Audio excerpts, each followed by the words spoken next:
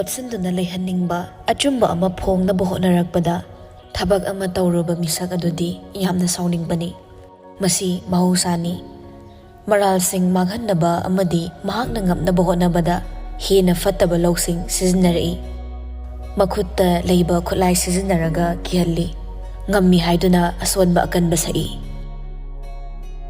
ꯂꯩꯅꯥꯗ ꯑꯁꯦꯡꯕ ꯄꯥꯎ ꯑꯃ ꯇꯝꯊꯣꯛꯂꯨꯅꯕ ꯍꯣꯠꯅꯔꯨꯕ ꯆꯥꯎꯕ ꯑꯋꯥꯕ ꯇꯥꯔꯦ꯫ ꯑꯍꯤꯡ ꯑꯗꯨꯗ ꯌꯨꯝꯗꯨꯗꯒꯤ ꯁ꯭ꯔꯣ ꯆꯤꯡꯊꯣꯛꯂꯒ ꯀꯅꯥ ꯈꯪꯗꯅ ꯇꯦꯔꯦꯁ ꯃꯊꯛꯇꯨꯗ ꯄꯨꯈꯠꯂꯒ ꯇꯝꯊꯤꯅ ꯐꯨꯕꯤꯔꯦ꯫ ꯆꯥꯎꯕꯗꯨ ꯏꯍꯤꯡ ꯅꯥꯍꯤꯡ ꯁꯥꯔꯦ꯫ ꯌꯨꯝꯒꯤ ꯈ꯭ꯋꯥꯏ ꯃꯊꯛ ꯑꯣꯏꯈꯤꯕ ꯑꯃꯗꯤ ꯑꯍꯤꯡꯒꯤ ꯃꯇꯝ ꯑꯣꯏꯈꯤꯕꯅ ꯀꯅꯥꯅꯁꯨ ꯇꯧꯔꯤꯕ ꯊꯧꯑꯣꯡꯗꯣ ꯈꯪꯗꯕꯅꯤ꯫ ꯌꯨꯍꯦꯟꯕ ꯃꯤꯌꯥꯏ ꯆꯜꯂꯕ ꯑꯍꯜ ꯑꯗꯨꯗ ꯃꯥꯅ ꯑꯀꯟꯕ ꯁꯥꯔꯒ ꯃꯈꯣꯡꯅ ꯀꯥꯎꯁꯤꯜꯂꯤ꯫ "ꯅꯪ ꯌꯨꯝꯁꯤꯗ ꯂꯩꯔꯤꯁꯦ ꯑꯩꯈꯣꯏꯅ ꯇꯧꯕ ꯊꯕꯛ ꯁꯦꯟꯅꯅꯕ꯭ꯔꯥ? ꯅꯪ ꯀꯅꯥꯗ ꯄꯥꯎ ꯄꯤ? ꯅꯊꯤꯕꯣꯡ ꯊꯥꯛꯄꯤꯔꯒ ꯑꯁꯨꯛ ꯀꯨꯏꯕꯁꯤ ꯏꯄꯥꯒꯨꯝ ꯂꯣꯏꯅꯔꯛꯂꯒ ꯅꯪꯃꯛꯅꯁꯨ ꯑꯩꯒꯤ ꯃꯥꯌꯣꯛꯇ ꯂꯦꯞꯅꯕ ꯍꯣꯠꯅꯕ ꯅꯠꯇ꯭ꯔꯥ? ꯅꯇꯤꯛꯁꯨ ꯅꯠꯇꯦ!" ꯆꯥꯎꯕ ꯏꯍꯤꯡ ꯅꯥꯍꯤꯡ ꯃꯔꯛꯇꯨꯗ ꯌꯥꯝꯅ ꯀꯤꯅ ꯁꯣꯔ ꯊꯕꯦꯠ ꯊꯕꯦꯠ ꯍꯣꯜꯂꯒ ꯍꯥꯏꯖꯩ, "ꯌꯨꯍꯦꯟꯕ, ꯀꯀꯥ ꯂꯥꯜꯂꯦ, ꯑꯩ ꯀꯅꯥꯗꯁꯨ ꯄꯥꯎ ꯄꯤꯗꯦ." ꯌꯨꯍꯦꯟꯕ ꯆꯥꯎꯕꯒꯤ ꯐꯨꯔꯤꯠ ꯀꯣꯂꯔꯗꯨ ꯇꯞ ꯄꯥꯏꯗꯨꯅ ꯃꯅꯥꯛꯇ ꯈꯖꯤꯛ ꯆꯤꯡꯁꯤꯜꯂꯤ꯫ "ꯅꯪ ꯍꯥꯠꯂꯨꯔꯥ? ꯑꯩꯅ ꯇꯧꯕ ꯊꯕꯛ ꯅꯪꯅ ꯀꯔꯝꯅ ꯈꯪꯂꯤꯕꯅꯣ? ꯑꯗꯨꯛ ꯂꯨꯈ꯭ꯔꯕ ꯋꯥꯐꯝ ꯑꯗꯨ ꯅꯪꯅ ꯈꯪꯂꯝꯂꯒ ꯑꯩꯅ ꯇꯨꯃꯤꯟꯅ ꯂꯩꯁꯤꯟꯒꯅꯤ ꯈꯟꯕ꯭ꯔꯥ? ꯍꯥꯏꯌꯨ, ꯀꯃꯥꯏꯅ ꯈꯪꯉꯤ?" ꯆꯥꯎꯕ ꯊꯛ ꯊꯛ ꯅꯤꯛꯂꯒ ꯏꯕꯦꯝꯃ ꯈ꯭ꯔꯤꯁꯇꯤꯅꯥꯒ ꯅꯣꯡꯃ ꯋꯥꯔꯤ ꯁꯥꯟꯅꯈꯤꯕꯗꯨꯗ ꯌꯨꯍꯦꯟꯕ ꯆꯥꯎꯕꯕꯨ ꯑꯃꯨꯛ ꯂꯥꯛꯇꯅ ꯏꯟꯊꯣꯛꯈ꯭ꯔꯦ꯫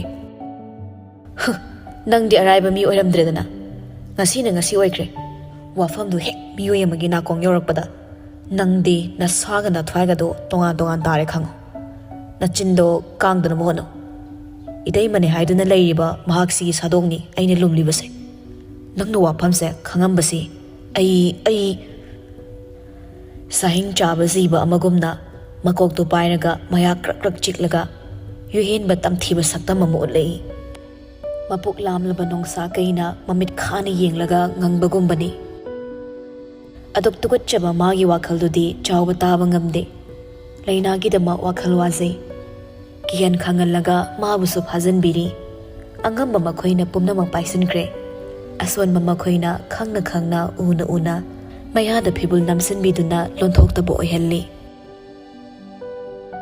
ꯌꯨꯍꯦꯟꯕ ꯑꯃꯨꯛꯁꯨ ꯌꯥꯝꯅ ꯍꯩꯅꯗꯕ ꯃꯤꯅꯣꯛ ꯑꯃ ꯅꯣꯛꯏ꯫ ꯏꯀꯥꯏꯕ ꯈꯪꯈꯤꯗ꯭ꯔꯦ ꯑꯍꯜ ꯑꯗꯨꯗ, ꯕꯦꯕꯥꯔꯁꯨ ꯊꯝꯈꯤꯗ꯭ꯔꯦ꯫ ꯍꯥꯏꯔꯛꯏ ꯑꯃꯨꯛ ꯃꯈꯥ ꯇꯥꯔꯒ, "ꯅꯤꯁꯥꯗ ꯉꯥꯎꯔꯒ ꯂꯩꯕ ꯑꯩꯒꯤ ꯏꯌꯥꯝꯕꯁꯤꯗꯤ ꯑꯩꯅ ꯃꯤ ꯑꯣꯏꯅ ꯊꯥꯗꯦ꯫ ꯁꯣꯏꯕꯗꯒꯤ ꯃꯥꯒ ꯂꯨꯍꯣꯡꯈ꯭ꯔꯦ꯫ ꯑꯗꯨꯕꯨ ꯌꯨꯝꯁꯤꯗ ꯂꯩꯔꯤꯕꯁꯦ ꯑꯩꯒꯤ ꯅꯨꯄꯤꯅꯤ, ꯏꯌꯥꯝꯕꯒꯤ ꯅꯠꯇꯦ." ꯆꯥꯎꯕ ꯇꯥꯕ ꯉꯝꯗ꯭ꯔꯦ, ꯃꯃꯤꯠ ꯎꯏꯁꯤꯜꯂꯒ ꯈꯥꯡꯉꯤ꯫ ꯃꯇꯧꯗꯨꯗ ꯌꯨꯍꯦꯟꯕ ꯑꯃꯨꯛꯁꯨ ꯅꯣꯛꯏ꯫ "ꯑꯩꯅ ꯍꯥꯏꯔꯤꯁꯤ ꯃꯨꯟꯅ ꯇꯥꯎ꯫ ꯑꯩ ꯌꯨꯍꯦꯟꯕꯅꯤ꯫ ꯑꯩꯅ ꯄꯥꯝꯕ ꯂꯩꯔꯥꯛ ꯏꯅꯥꯛꯇ ꯂꯩꯔꯕꯗ ꯑꯩꯅ ꯇꯧꯅꯤꯡꯕ ꯇꯧꯕ ꯌꯥꯏ꯫ ꯑꯗꯨꯕꯨ ꯃꯇꯝ ꯈꯔ ꯂꯩꯁꯥ ꯇꯝꯖꯈꯤꯁꯅꯨ ꯍꯥꯏꯅ ꯑꯩꯅ ꯊꯝꯕꯅꯤ꯫ ꯄꯥꯝꯃꯨꯗ꯭ꯔꯅꯦ? ꯃꯁꯛꯅꯤ ꯃꯇꯧꯅꯦ ꯂꯩꯈꯣꯛꯇꯩ ꯄꯨꯛ ꯊꯥꯗꯠꯄꯗꯣ꯫ ꯄꯥꯝꯃꯨꯏ, ꯌꯥꯝ ꯊꯤꯅ ꯄꯥꯝꯃꯨꯏ꯫ ꯑꯩꯒꯤ ꯑꯣꯏꯅ ꯈꯟꯈꯤꯕ ꯃꯍꯥꯛꯅ ꯏꯌꯥꯝꯕꯒꯤ ꯅꯨꯄꯤ ꯑꯣꯏꯅ ꯃꯌꯥꯝ ꯃꯥꯡꯗ ꯃꯁꯛ ꯈꯪꯅꯈ꯭ꯔꯕꯁꯨ ꯑꯩꯅ ꯅꯝꯗꯅ ꯂꯧꯒꯅꯤ, ꯑꯩꯅ ꯂꯧꯒꯅꯤ꯫ ꯑꯩꯅ ꯂꯣꯟꯅ ꯊꯝꯕ ꯋꯥꯐꯝ ꯅꯪꯅ ꯈꯪꯂꯕꯅꯤꯅ ꯑꯩꯅ ꯈꯟꯕ ꯋꯥꯈꯜꯁꯨ ꯅꯪ ꯃꯌꯦꯛ ꯁꯦꯡꯅ ꯈꯪꯍꯟꯕꯅꯤ꯫ ꯇꯥꯕ ꯉꯝꯗꯕ꯭ꯔꯥ ꯑꯩꯅ ꯍꯥꯏꯔꯤꯁꯦ? ꯀꯔꯤꯒꯤ ꯇꯥꯅꯤꯡꯗꯕꯒꯤ ꯅꯇꯧ ꯎꯠꯂꯤ? ꯅꯊ꯭ꯋꯥꯏ ꯃꯆꯥꯗꯣ ꯑꯩꯒꯤ ꯈꯨꯕꯥꯝ ꯅꯨꯡꯁꯤꯗ ꯂꯩꯔꯤꯕꯅꯤ ꯍꯥꯏꯕ ꯑꯍꯜ ꯅꯪ ꯈꯪꯉꯨ꯫ ꯅꯊꯤꯕꯣꯡ ꯆꯔꯥ ꯍꯦꯟꯅꯤꯡꯗ꯭ꯔꯕ ꯌꯨꯝꯁꯤꯒꯤ ꯃꯤꯅꯥꯏ ꯑꯃꯒꯨꯝ ꯂꯩꯌꯨ꯫ ꯌꯨꯝ ꯃꯄꯨ ꯅꯤꯡꯊꯧꯅ ꯇꯧꯕ ꯊꯕꯛꯇ ꯅꯪꯅ ꯄꯥꯎꯃꯤ ꯑꯣꯏꯅ ꯂꯩꯕꯒꯤ ꯃꯊꯧ ꯀꯩꯁꯨ ꯂꯩꯇꯦ꯫ ꯅꯪ ꯌꯨꯍꯦꯟꯕ ꯀꯅꯥꯅꯣ ꯃꯁꯛ ꯈꯪꯕ ꯅꯠꯇ꯭ꯔꯥ? ꯈꯪꯗ꯭ꯔꯒꯗꯤ ꯈꯪꯍꯟꯒꯗꯣꯏꯕ꯫ ꯇꯁꯦꯡꯅ ꯍꯥꯏꯔꯕꯗ ꯎꯁꯤꯠꯇꯕ ꯑꯃꯒ ꯂꯣꯏꯅꯅ ꯀꯤꯍꯟꯕꯅꯤ꯫ ꯆꯥꯎꯈꯠꯇꯕ ꯃꯔꯝꯆꯠ ꯃꯄꯥꯟ ꯊꯣꯛꯅ ꯎꯠꯊꯣꯛꯆꯩ꯫ ꯂꯦꯝꯖꯗꯕ ꯋꯥꯉꯥꯡ ꯁꯉꯥꯡꯗꯨꯅ ꯑꯗꯨꯝ ꯇꯥꯛꯆꯩ ꯃꯃꯥ ꯂꯝꯆꯠ ꯂꯨꯗꯕꯤ ꯑꯗꯨꯒꯤ ꯃꯆꯥꯅꯤ ꯍꯥꯏꯕꯗ ꯈꯦꯟꯅꯕ ꯂꯩꯇꯦ꯫ "ꯑꯩ ꯀꯅꯥꯝꯇꯗ ꯍꯥꯏꯔꯣꯏ, ꯑꯩ ꯀꯅꯥꯝꯇꯗ ꯍꯥꯏꯔꯣꯏ ꯏꯕꯨꯡꯉꯣ꯫ ꯅꯪ ꯍꯤꯡꯗꯤ ꯍꯤꯡꯅꯤꯡꯕ ꯐꯥꯎꯔꯤꯗꯅ? ꯍꯌꯦꯡ ꯉꯁꯤꯒꯤ ꯊꯧꯗꯣꯛꯁꯦ ꯑꯩꯅꯅꯤ ꯍꯦꯛ ꯍꯥꯏꯔꯛꯂꯕ ꯅꯪ ꯍꯥꯏꯁꯤꯅꯤ." ꯋꯥꯍꯩꯗꯨ ꯍꯥꯏꯔꯒ ꯌꯨꯍꯦꯟꯕ ꯑꯃꯨꯛꯁꯨ ꯅꯣꯛꯏ꯫ ꯑꯗꯨꯒ ꯁꯥꯐꯨ ꯀꯟꯅ ꯑꯃꯨꯛꯁꯨ ꯆꯥꯎꯕꯒꯤ ꯃꯊꯕꯥꯛꯇ ꯀꯥꯎꯁꯜꯂꯝꯂꯒ ꯆꯠꯈ꯭ꯔꯦ꯫ ꯃꯇꯤꯟꯁꯨ ꯁꯤꯠꯆꯤꯜꯂꯝꯃꯤ꯫ ꯁꯥ ꯑꯣꯜꯂꯕ ꯃꯍꯥꯛꯅꯤ꯫ ꯑꯐꯕ ꯍꯥꯏꯕꯗꯣ ꯃꯆꯦꯠ ꯑꯃꯠꯇ ꯌꯥꯎꯗꯕꯅꯤ ꯌꯨꯍꯦꯟꯕꯒꯤ ꯃꯁꯥꯗ꯫ Chawba ngamboi ngamdaboi hawalaga fammi. Sor holi haibada mangaire, masa pumba loina sithagre. Mathanta ngairabada mapi tana machinda solei. Phatrabana khoigisu karma haiba amadi lakpo yuko. Oh, isa laina naraibak thidako. Kakana nangi mating kari tawgani. Napuroiba angawba sina nangi kari tawbigani. Yumsida nangi nungaiba saruk leitre. Taibang si mamapu, ichanupi asibu yumsidagi khong thangdokhan bikroba. Ahal adu hikapi, China kholtana thallaga masado lingba phau ngamdre. Ngamdrabasu ngamda chawba hawgaluga chatkre. Akanba sanggalaiba singi sakti di angakpani. Aranbasu kupshinki, kupsinnabu honabada Arun ba amana amo mahutsinki. Ining tambagi hak mapikraba thawai kayadi. Angamba makhoi makhada wana tung illi. Mapugi lisay kibana mapugi yathang inbani.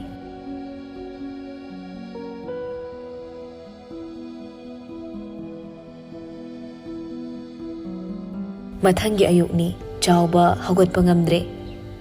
Lainasu thenglapaw hawgatlaktabaduda kay torabano khanna chawbagi kagi thongzinda lepaga kawi.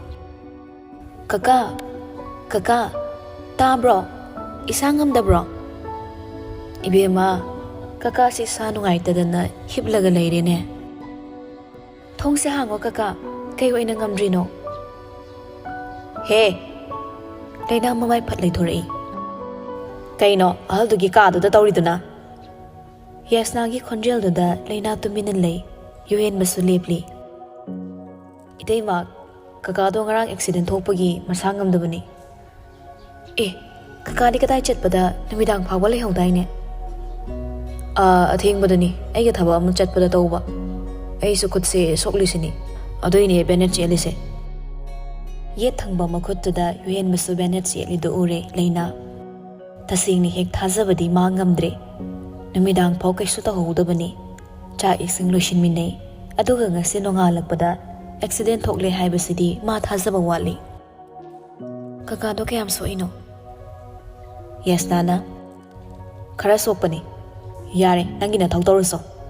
Thongzinda lepaga kwikaw korokano taningde. Lakpadi sahi phadri. Ningsinari di amuktayba yam ningsinakre. Ahal sisu ichanige imauniga. Yam yingzaningdre mitse. Wadu hairaga fet haidokla chatkre. Yuhen bana. Itayma aigi kada breakfast amta pusunbiro. Kutsisu chaba yadoira khangde. Makhongdu sakchina yuhen ba. Chingna krani khallaga. Khangkrabadi amo karino haina thigat narakpada pharak tarakani khangbana.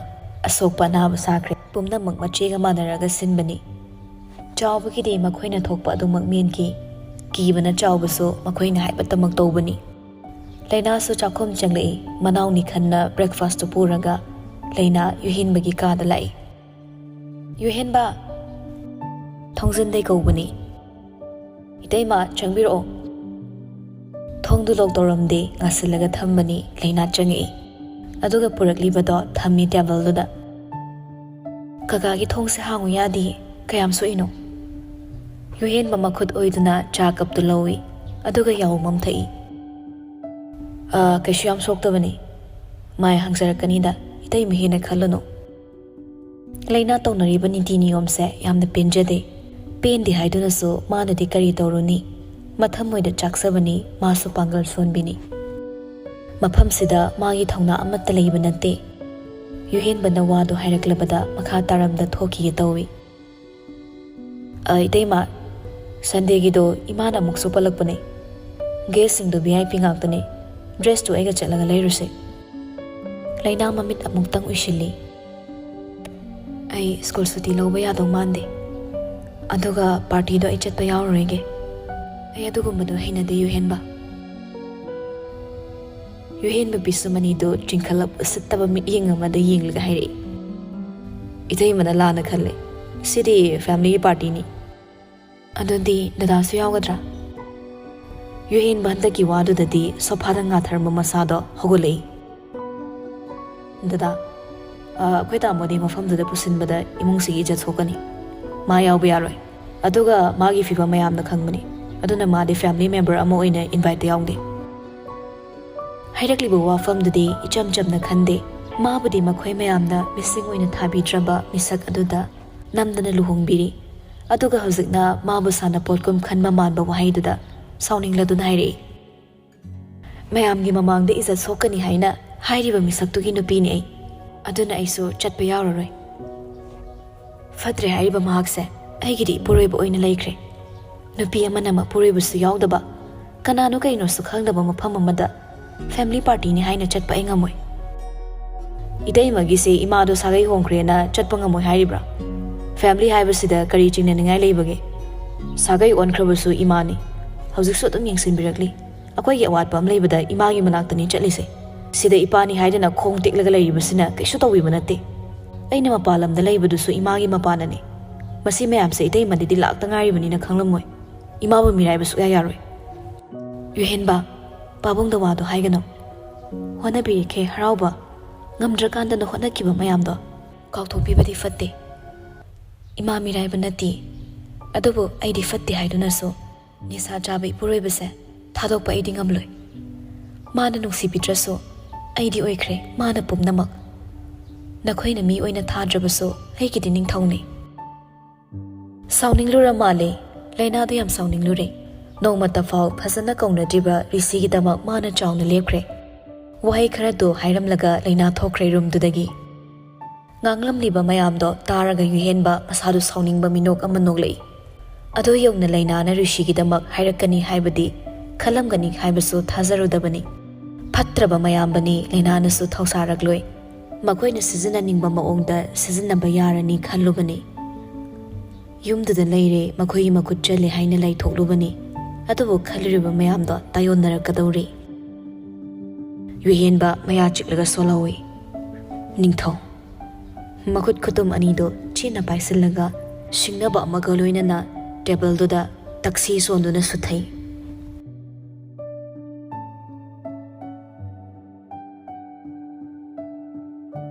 school lepa yadaba laina lushinma loiduna thokre setliba phani mayek naibi amadi sari mate makhutana side bag macha ama masam asangba aduna sambul punsili mamai mamitso khutsemgi oina posakna khara semtok sadok laga phajahali hina amukaso angauba kuchuni no zagi ningthiba sakpa maduda tangzari balai tengsing aduso ipak tapak chei chengtak tobi khwangduda seliba phanik mayek naibi aduso mangonda setpaduna hina phajakraboi ningi atubu nuza magi sakudaba thamoi adudadi awaba kaya ga loinana lakpani makok machaduda sukhalli wakhal kaya ama aibu nungsibiba sunataba mahakidamak ainadi thauna fana wahai kaya ama haikre aitani wasagadaba aigi thawaisina hakchangsidagi lapthokdri phauba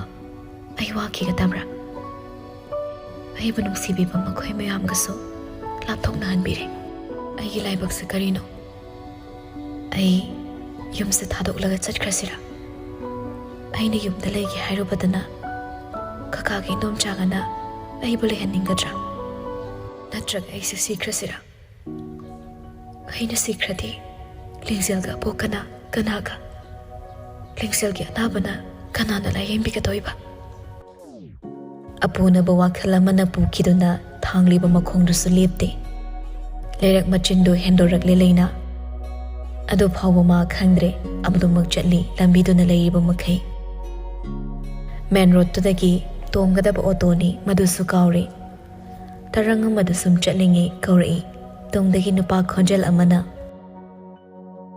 leina gan ngaururba nupido wakhal khangta tai mamai du satlei thori male magi car dagi kumtharaklaga manaktala ifingna kaina nang torise lambi sida nang ngauraba ba ngasai de kauri su ta de la oi thilage ingaw ngaw bigumna nak yetuda amuk yingli gari na wai sairi lamzau do aduga masu phana sangna chatlamle malem da sumun ni yingli nang ke dorage kaisu tawde haibago makok to hairi munna yingliba mamit ani dosu milu pirang I howi la ose ega chalase yani edom chatke Adu hairaga laina mamai leithoke taubaga malemna khudangdo tap pharaga amuk lesilhali mamaido aina aisa nangondani marai tawgano aina chatori sisu school dani ngasai ne ai nang thorok pangai bani phari ba makhuto phasa tokre leina damalem aisa mau oirabani ibani sumaina toina chatminagumse lekai na uraga ai bulana lokini hana dei so aise iral ipita tu na leiri aduga ai nangi hana gi leina do natre male mamai luk thakre leina gi wahai du da tapna hai ai su khangi adubo ai nangonda gi khanglap law thokpa ngamdi gi leina nang ai gi thamoi se masak khangki ba natra ai vuna fam da gi lap thokna ba matam khasik tang piyo ai tapna lap thok patam ki ge nang na saw ki ba du na ai ne hina wai sauraga chatkiba numitudagi ai nangonda wa amata haiba ngamdri lingselgi hospital chatpa numitusu ai wahai amata haiba ngamdabani ai bulan lobrana leina makhut thangatlaga mapi daithoi mamit ani do nakalamada leithokla yengkhre lao ai thilamage khantakti leina karisu hairodre ani do chatkhre punna lamna ubani ngasai dagi tawriba mayamdo somda rishina sanariba wari dudi ma karino haibasu taba nate tawriba du khaktani oba leina kapkiba mapi taithokiba loina mayek singnu howi chatmina kiba dusu munna yeng howi leina yumayum dagi lushin maloiraga thorakpado rishi magi balcony dagi ui churuk masai adu maga munna yengi pamjaba posak adu phau mayada singsinba kawba makhai yengbani leina bo mamai machadudi mapung phana ukide khazik na cheptagi uri baduna pendabra rishimagi bullet ki sodo puduna makhada kumlei kari numitno nupado leina gi tung inarakpani nupi mana onglaga tunghanna phau yengda chatpaduda wakhalda sukhanki aina thinbi habada mana yarakadra magi sibo otoda chatoirane kawbursu ngamde maga luhonglaga lairabu nupini khangna rishi hauziksu lamlanba oiri matungda sum inarakpani lairak machado heklan thopaga malem leibado ubada rishi gari do khamlaga leikre leina de sum chatki malem na tana kibaduda rishi do ngasai dagi yenglaga leibani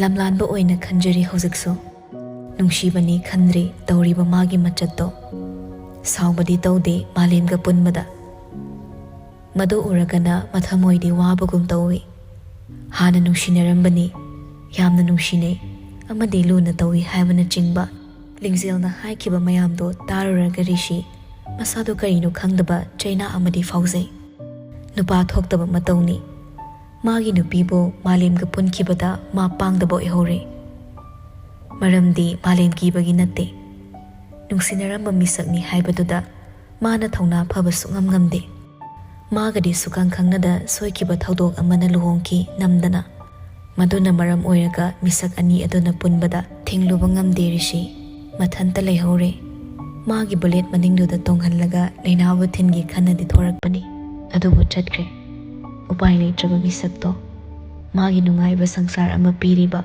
mafam aduda oina chatkre leina chatkriba maike aduga ona tainaba maike amada thauraga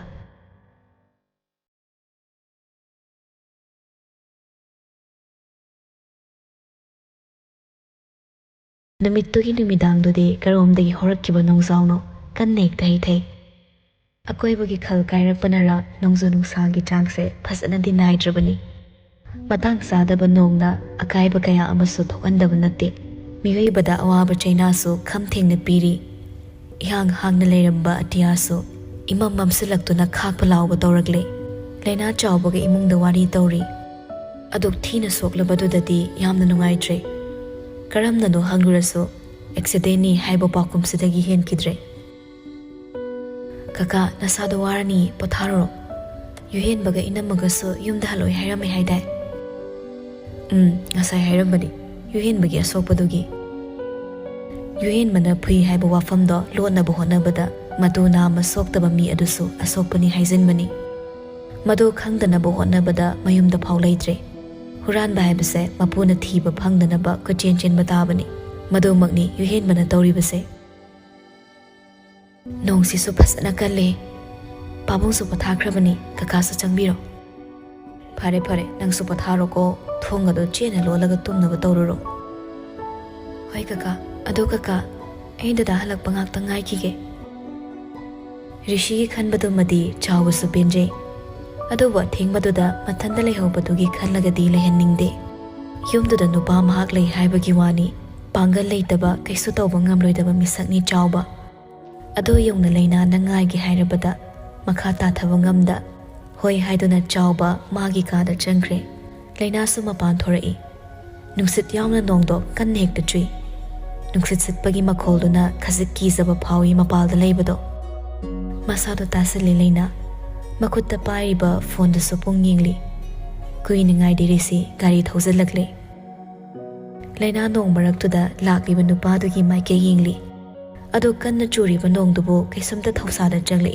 masada pungchot hek chotpa makhei mamit inganga yingli mangoda lepliba nupiduda miga amu phunarura male maraiba machin I thopa makhei tatlido amu urakle leila mamit khangsuk sona yingli phibamduda amuktang yenglamlaga rishi imung changre